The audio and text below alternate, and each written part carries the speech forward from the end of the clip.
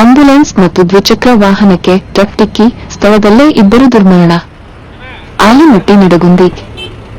ಆಲಿಮಟ್ಟಿ ಹಾಗೂ ನಿಡಗುಂದಿ ನಡುವಿನ NH-50 ರಾಷ್ಟ್ರೀಯ ಹೆದ್ದಾರಿಯಲ್ಲಿ ನಡೆದ ಭೀಕರ ಅಪಘಾತದಲ್ಲಿ ಇಬ್ಬರು ಸ್ಥಳದಲ್ಲೇ ಮೃತಪಟ್ಟಿರುವ ಘಟನೆ ಇಂದು ಬೆಳಿಗ್ಗೆ ಸಂಭವಿಸಿದೆ.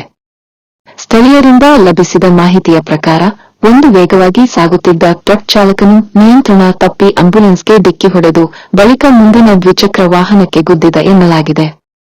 ಈ ಭೀಕರ ಅಪಘಾತದಲ್ಲಿ ದ್ವಿಚಕ್ರ ವಾಹನದ ಇಬ್ಬರು ಪ್ರಯಾಣಿಕರು ಸ್ಥಳದಲ್ಲೇ ಸಾವನ್ನಪ್ಪಿದ್ದಾರೆ ಎಂಬುದಾಗಿ ಪ್ರಾಥಮಿಕ ವರದಿಗಳು ತಿಳಿಸುತ್ತವೆ. ಅಪಘಾತದ ನಂತರ ಸ್ಥಳದಲ್ಲಿ ಜನರು ತೀವ್ರ ಆಕ್ರೋಶ ವ್ಯಕ್ತಪಡಿಸಿದ್ದು, ಪಣವಿ ಹಾಗೂ ಹುನಗುಂದದೊಳಗಿನ ವಾಹನ ಸಂಚಾರಕ್ಕೆ ಕೆಲಕಾಲ ಅಡಚಣೆ ಉಂಟಾಗಿದೆ. ಘಟನೆಯ ವಿವರ ತಿಳಿದುಕೊಳ್ಳಲು ಪೊಲೀಸರು ಸ್ಥಳಕ್ಕೆ ಭೇಟಿ ನೀಡಿ ತನಿಖೆ ಪ್ರಾರಂಭಿಸಿದ್ದಾರೆ.